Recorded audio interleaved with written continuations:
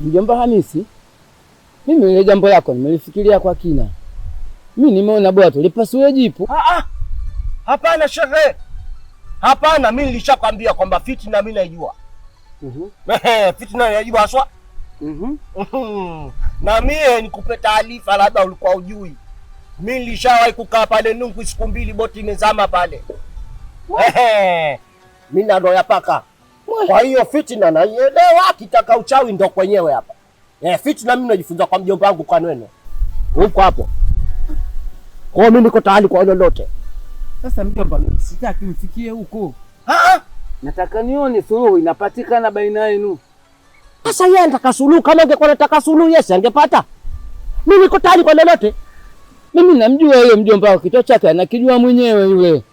Mimi ninachotaka hapa nione suluhu inapatikana. Mimi niko tayari kwa lolote, akitaka fitina sawa, akitaka hiyo suluhu kama unavyosema wewe sawa. Yule mjomba mke wako naye mjomba wako analijua hilo. Umenielewa vizuri? Sasa kama unalijua hilo, nataka fitina hizo ziishe, ugomvi uishe, mkae vizuri mtu na mjomba wake. Umenielewa vizuri?